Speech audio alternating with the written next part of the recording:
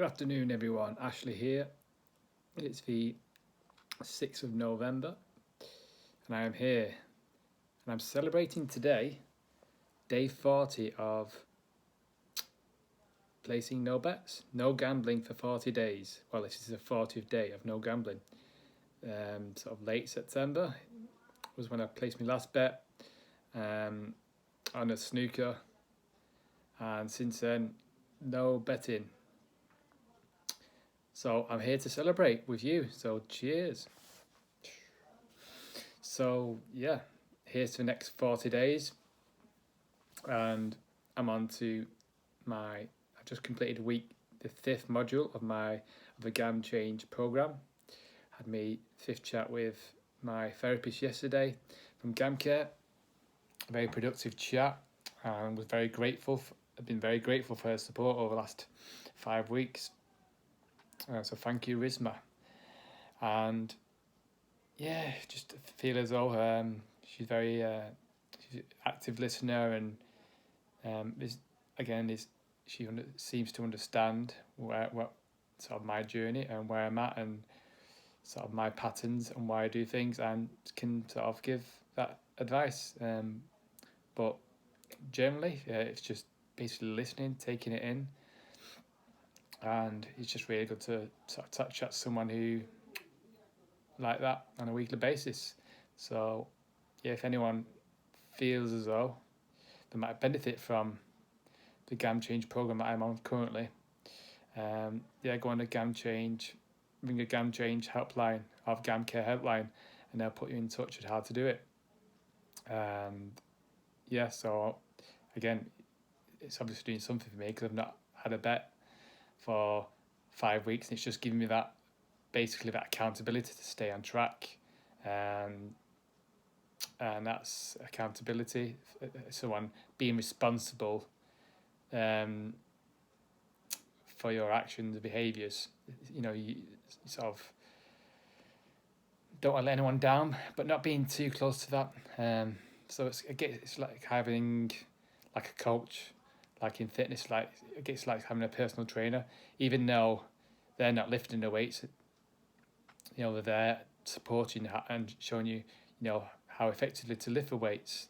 But essentially, you've got to do the work. You've got to lift them weights, and so that's what it's been like on the GAM Change program.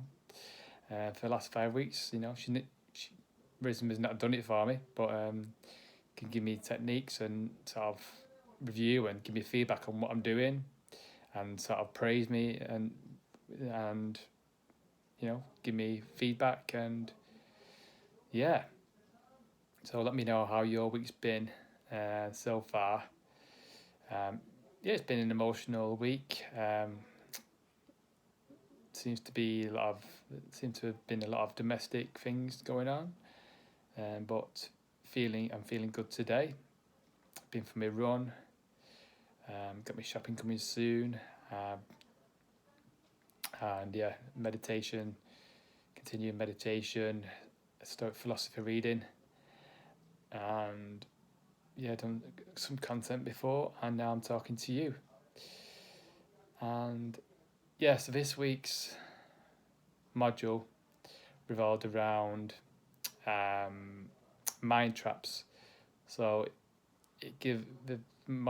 the online training course give you 6 traps that could provoke you maybe slipping into your addiction, whether it be gambling with me or drinking or whatever it is, your addiction. And yeah, it's mind traps, like I'll try to remember them. It's like negative filters, sort of must do, should do, have to sort of thoughts, and yeah, responsibility. And yeah, I'll copy and paste them actually into this description of this video. And yeah, definitely saw myself in some of the examples that we used. And yeah, it's just good to sort of relate to that and give it a name. When I'm sort of feeling as though I'm going down the negative route, I can sort of give it a name I've literally put all the mind traps in my notes on my phone. So when I feel as though I'm going that way, slip in, I can look at them, I can look at the different traps and give it a name, and then I think that'll sort of help me understand it and just be aware of it. And yeah, so got 3 weeks left with that. Then, but I'm aware that this journey will never stop. The recovery journey, I'll always have the addiction part of me in some way, and so it's just continuing after the 8 weeks, and seeing how I feel after the 8 weeks, and the potential to get more support, or if I feel necessary, or yeah, but we'll just see how I go, see how I feel, and yeah, I was gonna say, yeah, working with Skybet about my complaint about the cool off periods, all the cool off periods I took, 31 cool offs. So yeah, I spoke to them last week, expecting a response in December about that. And yeah, spoke to the advisor over the phone just to go through it. And yeah,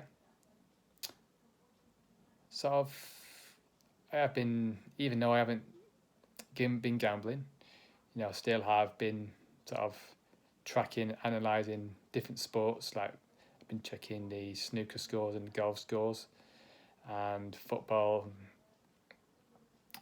So really sort of, I do sometimes have thoughts of, I wonder what will happen if I put a bet on it. And,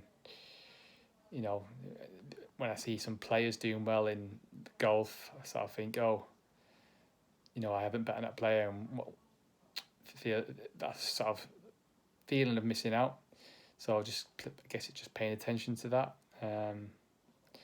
because yeah, the Masters is coming up. The Masters golf tournament's coming up next week, I believe. So I feel as though I've got a lot of attachment towards that, and in terms of betting, and so it's gonna be a challenge to maybe sort of distance myself from that, especially from gambling, and just basically enjoy the skill, and just enjoy the tournament for what it is, rather than feel as though I need to put a bet in it to put a bet on that players to enjoy it more.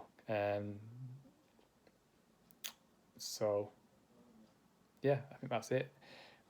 Nearly on to 8 minutes with video, but wanted to touch base with you after 5 weeks and keep you up to date. And please feel free, if you've got any questions or comments about sort of this journey, or anything I'm speaking about, or if you need any help, if anyone wants to talk to about a problem gambling issue, I can maybe give you some tips on what I'm doing. And yeah, it's just basically just stripping down to the facts, really, and just objectively recognizing. That's what I've sort of been made aware of this week, that I feel as though quite a lot of times I sort of place emotion on things to make it a lot bigger than it actually is. It's a human thing we do. We sort of go away from what's the facts of things, and we make it bigger, make a mountain over a molehill, I think the saying goes. But so I've been practicing sort of just stripping everything down to its bare bones of facts, like what's happening, what actually is happening, rather than what I perceive is happening, what my emotions are telling me, and my opinions and judgment. What's my actual judgment of it? Because essentially, it's not things that upset us; it's our judgment of those things that upset us. Things, objects, events, places, people. They cannot upset us or even make us happy. The opposite, they cannot control how we feel. It's only our judgments that make us have that feeling. So anything outside of you, anything outside of us, it's all just superficial. And it's our choice to feel good about something, or choice to feel sad about something, with our own sort of thoughts, how we think about it, how we perceive it, and that translates into a feeling, and then that feeling goes to a head, and all of a sudden you're you're feeling anxious, or you're feeling happy about something, or the opposite side, or you're feeling angry, or you're feeling elated, and that cycle continues. When we sort of just, but I guess it's just practicing, as the Stoics say, just being indifferent.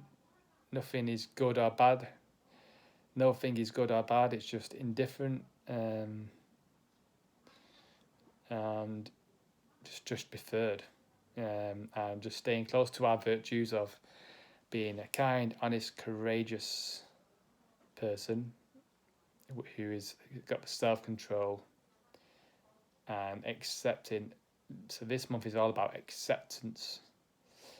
It's a book I'm reading called The Daily Stoic by Ryan Holiday, and in November's chapter there's a lot of analogies about acceptance, and just trusting the a high, based on trusting the higher power that controls us, not, and we can't control anything, and no one else, no living thing can control what's going on. There's not one thing is God, and just putting our trust in fate, and everyone, even though you might believe that you control, like you're the sense of the universe, or someone else is the big boss, and that's what you might believe.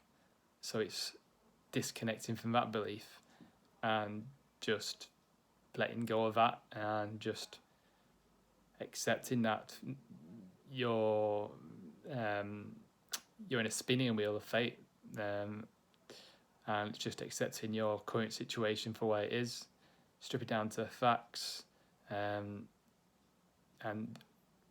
just accepting that the actions that you take is just being the best person you can be at that point, and accepting whatever result happens is out of your control. Any result outside of your body,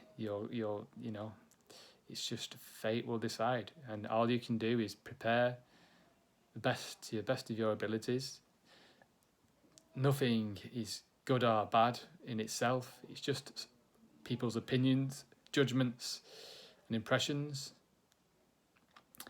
You might see in the media, that they obviously use all these impressionative words like terrific and disastrous and horrific and terrible, bad, excellent and exceeding. So basically all these words are just impressions of people who have wrote them.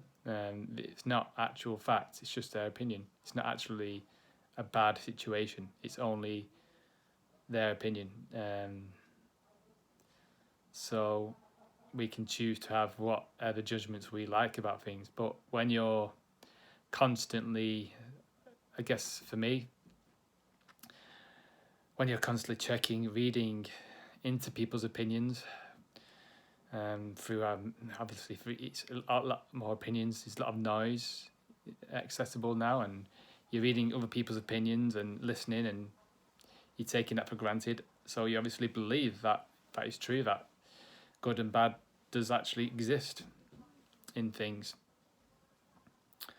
But it's just a situation that you can learn from. You can learn to sort of take it how you want it to take, and you can just do your best, the best you can at that point, and that's it.